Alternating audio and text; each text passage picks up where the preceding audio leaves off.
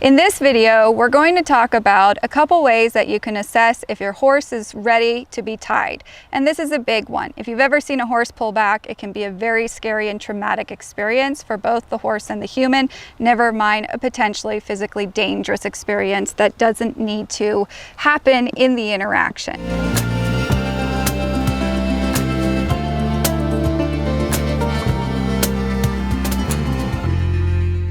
Hi there, I'm Sam. My horse training business is Alternative Horsemanship with Samantha Harvey.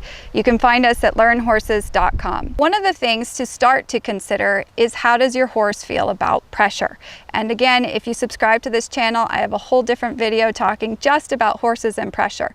But in this video, I wanted to show just a couple simple ways that you can start to assess how your horse feels about the pressure being used with the lead rope. As we're here with Whitney, I'm going to go ahead and ask him to soften his head or lower his head to pressure. And this is one that typically you'll see if a horse is defensive, they'll pop their head straight up or they'll even rock their weight backwards. So as I reach in under his chin and I start to tip his head, either a little left or a little right, almost like I was helping loosen up, you can see how he relaxed his head and gave an inch. Now my hand's still on the lead rope, but I'm not pulling. So then again, I might tip his head a little left or a little right. We'll wake him up from his nap, and then we'll ask him to lower his head. Here he went a little too low, so I could even ask him to let go of the bug and pick up his head. So him just being able to follow the feel of that lead rope is an initial place to start. The next thing we can do is start to assess, if I draw my hand forward, again with my hand very open and not gripping on with a death grip, asking him to take a step forward without me moving my body, because the energy of my hand communicating with the halter on his head is going to reflect if he braces or gets tight or rocks backwards or tries to tip away from the pressure of me drawing him forward. So as we're here and I start to ask him to step forward, you can see he could take one step and he could stop very softly. He didn't have any anticipation of continuing on or having to push or keep walking or move me out of the way. Now, if he's a little close to me, I might say, hey, could you tip your nose away from me and move your foot away so I have a little bit more personal space. But if you notice, this whole time, I haven't moved my feet. And this is a big one because most people are having the horse follow their body and they don't actually assess how the horse feels about direct specific pressure used with the lead rope, which later translates into how your horse responds with the rein. So you just saw me with Whitney and talking about how to tell if a horse is okay to be tied and how they feel about physical pressure. This is Megan, she's just arrived, and I thought this would be a great opportunity as far as a more common feedback that I get from many horses, irrelevant of their age or experience or training, where there's a defensiveness towards pressure. And so what we're going to do is assess, as I increase my fingertip pressure on the lead rope, and assess what her physical responses are that will tell us how she feels about pressure being used. And if she's defensive towards my hand, then you can only imagine if I were tying her to a solid object like a fence post or the cross ties and she felt restricted, it could become quite a exciting and dramatic story rather quickly if she felt she couldn't get away. This is also, just as a side note, something common that I see in halter fit with horses.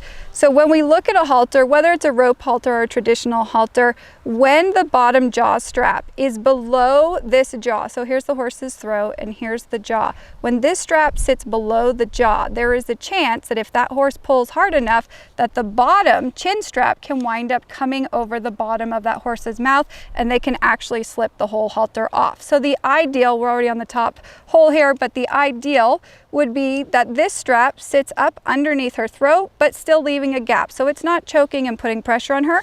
And also that the length of this cheek piece strap is sitting, here's the cheekbone right here. We would like any metal or knots that we have on a rope halter to be sitting in that spot. So then it is not sitting on any sensitive pockets on her muzzle area. So the ideal for the side would be just below this cheekbone, giving a little bit of room, not rubbing on it. So this halter and being too big, this piece is too long, and that causes the whole jaw strap to then go underneath to where there's then a potential of this part going over her bottom lip, which can also cause lots of damage. One of the things that I find often happens with horses that are defensive towards physical pressure, they're also defensive towards spatial pressure. And people will say, well, you know, how come they let me catch them, or how come they let me lead them? And I will say, well, often if we look at if there's quality or tolerance, things are usually more on the side of tolerance. So things that you want to watch for, even in just this time of standing here, how often Megan has tried to push into my personal space, literally trying to push me out of the way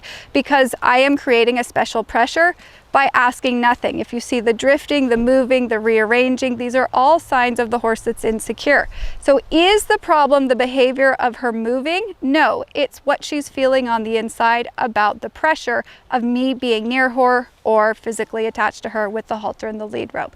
So something to watch for is every time I go in with my hand, she tends to kind of push with her nose at me. It's almost like a defense mechanism where she's creating this wall to block and keep me away from her. So things that we want to watch for is if I use just a little bit of energy, what does she feel like? If you can see her muzzle, her bottom lip has wrinkles in it. There's tension above and below her eyes because again, this is something different and unfamiliar to her, and I'm coming into an area that's causing potential concern for her. You can actually hear the difference in her breathing, and then when she's too unsure, you see the feet move away. So many times when people tell me the horse won't stand still, and I will say it's often because they're not okay with pressure. It's not about the horse standing still. So as I come in here and I reach in, again, I'm not ever reaching the metal part of my snap. No matter what type of lead rope you have, it can rip your hand open. So you always want to make sure you're on the material side. Now, if you see, what has she done twice? As soon as my hand went in under her jaw, she started biting at me with her bottom lip. This is all signs of letting down because we just did a little bit of a session when she was melting down loose in the pen. So this is still mentally processing. If you watch, if she does wind up yawning, if the jaw stays parallel to one another, the upper and lower, it is a letting down. Her yawn still has a bit of tension in it from left to right, so that she's still not all the way as soft and relaxed as what she could be. So as I start to play with this lead rope, I'm starting with just my thumb and index finger. Most people tend to grip as if they're going into tug of war with the horse. They grab on with tension and it comes from their shoulder. We want to say, can we have piano fingers? Meaning, can we start with just the thumb and the index finger? If I had to increase energy, I could add another finger, but I don't want to start off with an anticipation, despite her chaos, that I'm going to need a whole lot of pressure in order for her to hear me. So if you notice, as she's moving all over the place, as I'm standing here with just my thumb and index finger on the lead rope, she was ready to leave. So if you remember, when I put my hand up with Whitney, he could very softly follow the feel, as we call it, of the pressure that my hand was creating with the lead rope. It wasn't about making him yield to the pressure of the lead rope, but as soon as he felt me taking up pressure or adding energy, he made a change in his head or his body or eventually his feet to follow the feel. When I do that with Megan, as I do this, she starts to, can you see the bounce and the push, whether it's backwards or forwards, right there where she literally takes her muzzle to push it out of the way. It shows you, if you look at all 4 feet, there's tension and a physical brace in there because of how she feels about the pressure of just my fingertips touching the lead rope. So imagine if she was tied to a solid object, she got concerned and she tried to get away. If she's bouncing that hard towards just my fingertips, what do you think she would do if she felt restricted and tied to a post? If you like what you saw today, be sure to check out all the links below, as there's a variety of ways to get in touch with me, from the video catalog to locals.com, so you get live stream content and personal one-on-one discussions. My remote horse coaching video catalog has over 165 videos that include rider mindset webinars, understanding horse behavior, improving rider confidence, dealing with the fearful and reactive horse, and many other everyday topics that many equine enthusiasts struggle with.